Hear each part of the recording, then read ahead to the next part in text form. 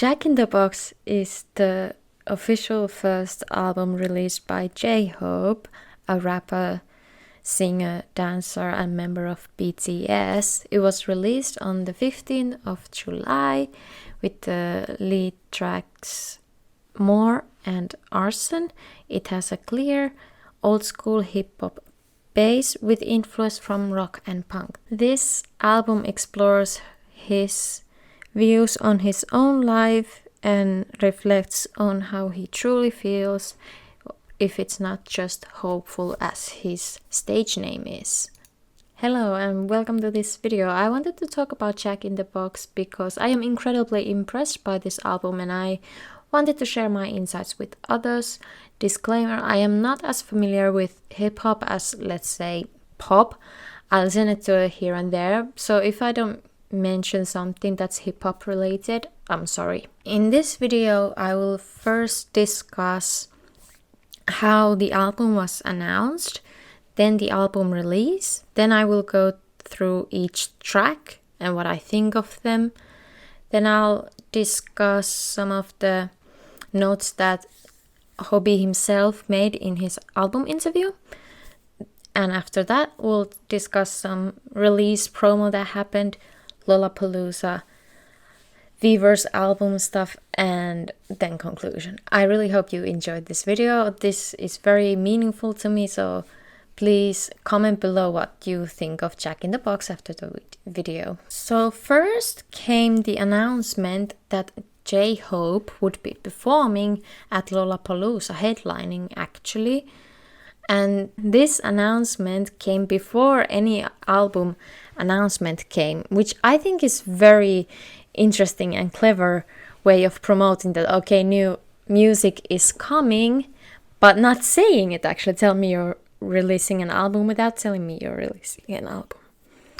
So the first photos of the single More were started to roll out, and then the single was released on July 1st, and it was very different from J-Hope's previous music, which had been quite bright. It was rock-inspired hip-hop track, and there has been a rise in nostalgic pop-rock sound, but in More, J-Hope kind of brings something new and unique just to him, rather than just riding the nostalgia wave. It showed that J-Hope really respects the genre and wanted to honor it in this song. I will discuss the song further as I go through the track list. As mentioned, the album Jack in the Box was released 15th of July 2022, and the title Jack in the Box comes from the toy where you have a box and then you open the box and there's a surprise, like this kind of Joker type thing, the Jack, not Joker, the Jack. And in the album interview, J-Hope talked about how his stage name came from the idea of Pandora's box, that there was only hope left in the box, and he is the hope, and he comes out of the Pandora's box like Jack in the Box. I think it's really interesting. It's almost like a self-titled type of album. So the album has 10 tracks, has a 21-minute runtime, and on the Big Hit website is described that Jack in the Box lends voice to J-Hope's aspirations to break the mold and grow further. The album represents J-Hope's own musical personality and vision as an artist. So, as mentioned before, it has a very clear hip-hop, old school hip-hop base to it, with rock and punk influences. As More was the first single, Arson was the second single. I'll discuss it more when we go through the track list. So now I would like to go through each track from Jack in the Box. Each time I mention a translation, it's from the website Dulcet Pangtan, who have incredible translations. All credit to them and their amazing work. First track is an intro that explains the story of Pandora and Pandora's box. Basically, it describes the sadness that Pandora goes through when her box is emptying and everything is flying out, but then she saw that something beautiful stayed in there and kind of greeted her was hope. and this is representative of Hosok's stage name and how he presents himself as. The intro ends with hope gave people the will to carry on living amidst the pain and strife. And this album is about said pain and strife, which then continues more, especially in the next track, track 2, Pandora's Box. According to J-Hope, this song is kind of an explanation and reflection of how his stage name makes him feel. J-Hope is people's hope, but is he hope for himself? What is he going through in life? And yes, that he says that he's hope for others, but wants others to be hope for themselves. As a lyric translation from Dulcet Bangtan, I stand at the forefront, and if people could feel it even just a bit, I'd like to let them know that there's a little hero hidden inside every one of them, kind of reflecting that every person should see themselves as their own hope, as their own hero. It has this dark beat and melody to it. It's a very strong opening track. The track 3 is More, the first single, which discusses how he has achieved so many things as a solo artist and as a member of BTS, but he still doesn't think it's enough, that he wants to do more, he wants to achieve more. And in this punk rock sounding song, he acknowledges how amazing he is at his job by saying, as Dulcet Bangtan has translated, I'm a fish that met water. So instead of saying that he is a fish out of water, as the saying goes, he says that he is the fish in the water. So it's a punk rock sound on the song, and the rap / vocal is very punk inspired, which sounds really cool and fits the song really well. There's this kind of almost obsessive view to his job in this song. My work makes me breathe, so I want more, as the lyrics go. Yeah, he recognized that he is amazing at his job, he has achieved amazing things, but he is still not enough. Fourth song is called Stop, and then it has a Korean subtitle, which translates to There are no bad people in the world. And on Dulcet Bangtan, there's an explanation that this title refers to a book in which pets and owners are swapped. The positions are swapped. And this book was inspired by a TV show where owners who have concerns of their pet's behavior can be helped by professionals. And in the show, the focus is on the fact that the dogs are not framed as the ones at fault for their behavior. This song uses repetition as emphasis to kind of help people, like stop, stop, stop, don't fight, fight, fight, fight, and many others. And this song discusses how there are no bad people in the world, but then there are conflicting values, as Dulcet Bangtan translates, and then there are people who do awful stuff, so it kind of contradicts that. Is there bad people after all? Hosok shared that he thought this song is about a sensitive topic, and it definitely is. There are some discussions on the background of people in uncomfortable situations. And then the song ends in a hopeful idea, nevertheless. But eventually the song ends in a hopeful idea, as the Dulcet Bangtan translation goes, the world will change because there are no bad people in the world. Track 5 is Equal Sign, and it's a favorite of mine. Hobi described this song as people should be treated as equal no matter their background, and he also thinks that this song is part 2 to Piece of Peace. And he also said that this track kind of mellows out the powerlessness of the other tracks, even though it is a powerful song on its own too, like considering the topic that everyone should be equal. But it has a very light-hearted, catchy chorus and production to it. After the first 5 tracks, track number 6 is an interlude called Music Box Reflection. And it has this kind of ominous feeling to it. There is no lyrics. There is just Hobi's breathing and music box sounds over this kind of strong bass and a powerful, strong drum line. And Hobi mentioned that the concept of boxes continue in this one, and he kind of didn't even realize it with Jack in the Box, Pandora's Box, Music Box. So there's this interesting trilogy there. Track number 7, What If, starts off very, very strong. It's a track in which Hobi discusses the concerns and worries of what if as a person you are not hopeful and how you have presented to people does not match to how you feel inside. I really love the build up to the chorus in this one. And also in this one, he uses repetition as a way to emphasize his message. So in the song, there's a repetition of what if. This song also has a sampling of R. Jones, or also known as Old Dirty Bastard's song Shimmy Shimmy Ya, which was written by ODB and RCA, members of Wu-Tang Clan. That's a huge sampling, and it shows how important it is to Hobi to show homage to the old school hip-hop that he loves. Track number 8 is Safety Zone, in which Hosok reflects on his life, how he has lived in his 20s and kind of feeling lonely and questioning like what is his safe place, where can he be fully relaxed and fully himself, is it the people who support him, and then doubting if they leave him. And yeah, this one really hit me personally. The lyrics in this one are very relatable. I recommend checking them out. Track number 6, called Future, is about how he became J-Hope and how he was just from Gwangju, a kid who loves dancing and being thankful for what he has.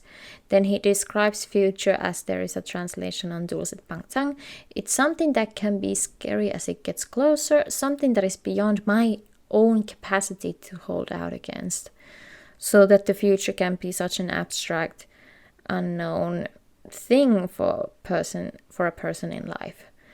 The main message of this song is courage and hope, and there is a light-hearted feeling to it, especially through the young children singing in the chorus of the song, even though the topic matter is kind of heavy, like being worried about one's future. And this song really reflects on his own hopeful message and how he may not have fully lived to it. It's a beautiful song even. And it's serious, even though it has a bit of a lighter sound to it. The closing track is Arson, the second single and the title track of this album. So in this song, he uses fire as a metaphor to his success, his work and fame. And as he himself said in the album interview, he said, I quote, "I lit that flame for me and now the whole world is on fire." So he has done so much.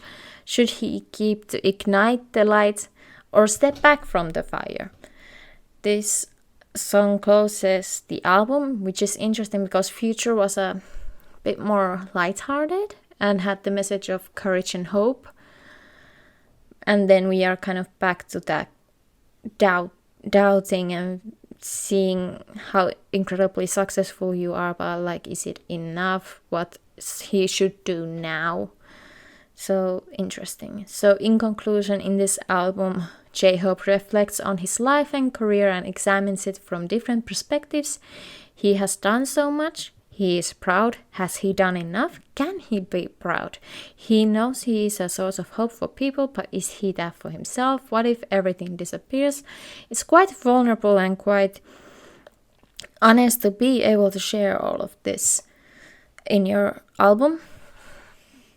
What I had always hoped for in my previous listens is that I wish the songs were a bit longer, but honestly, after like really listening to it and focusing on each track even more so than before, I feel like he said everything that he needed to say in each song. It's very cohesive, tightly knit project, and it doesn't need any filler in my opinion. So now that I have discussed the album track by track and how I viewed them and analyzed them and some of what Hosok has described the album as, I wanted to add some notes from Hosok himself from the album interview.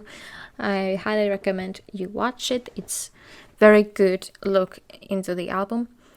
So in the album interview, we find out that J-Hope has a bright image, and this time around he wanted it to be darker, not in a superficial way, but to delve deeper into who he is as a person and show that through his art.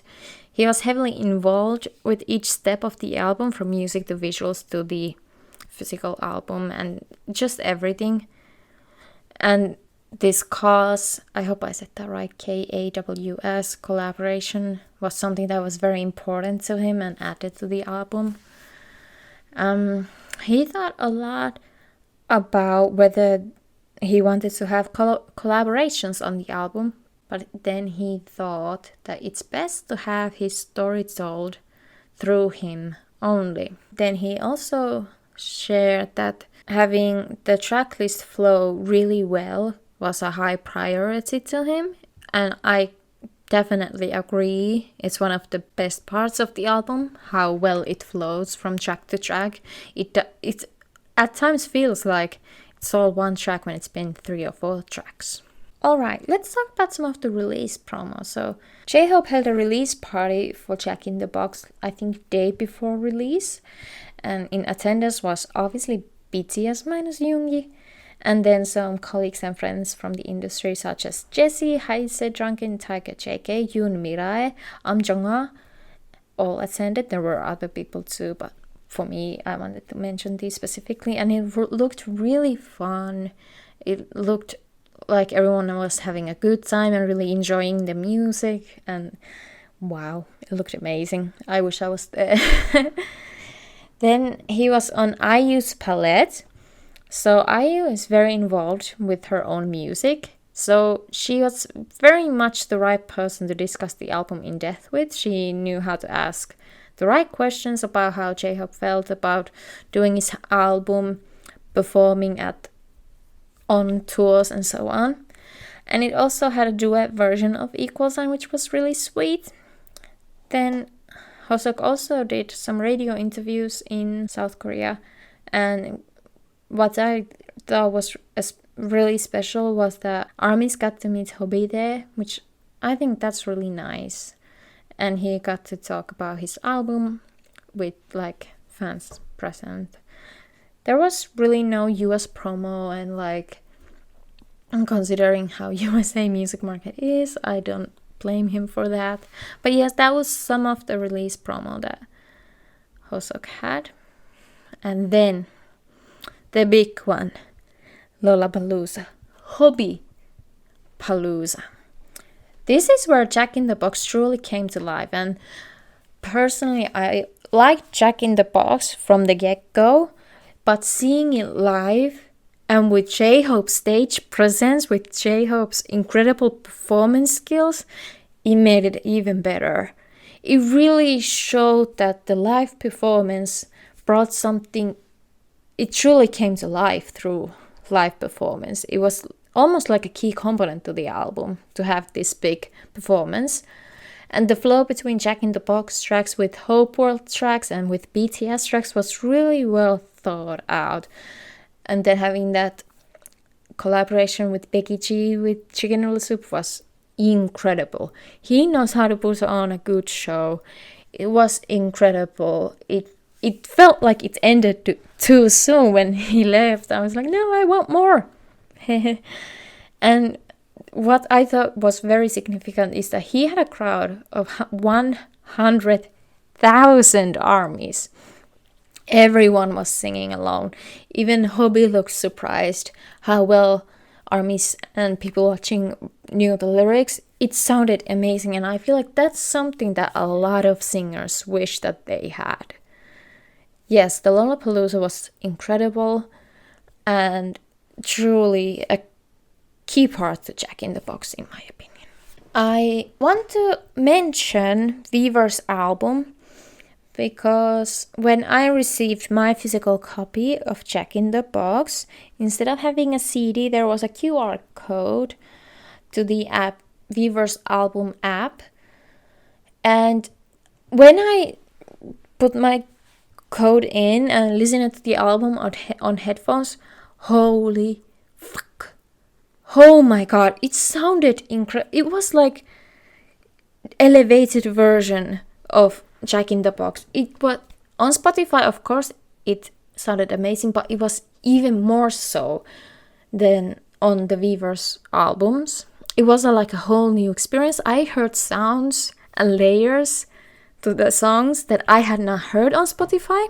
And yeah, it was, I feel like it made the listening experience of Jack in the Box even better. And having a QR code instead of CDs in albums, I feel like that concept needs some refining, but I feel like Weaver's albums, the quality on it is so amazing. I then listened to Jack in the Box in my car through Weaver's albums, and it sounded so much better than on Spotify, even on like car radio too.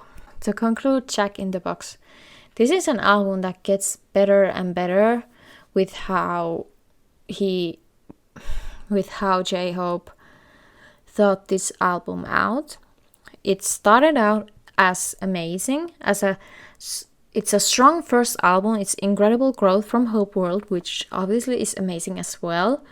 Then it was elevated with the live performance at Lollapalooza, and then when listening to it on Weaver's album, it becomes even better. So it has this kind of, it gets even better as you listen to it in different ways. So I think that's really incredible and something to consider. This album is very vulnerable and very honest. And I love that old school hip hop was being combined with rock. And this album deserves to be really deeply looked into rather than just listening on the background. Thank you, J-Hope, for this incredible album. I'm really proud to be your fan, and I am really thankful for all the amazing music you do. Keep rocking. So leave a comment what you thought of the Jack in the Box album. Thanks for watching. Bye.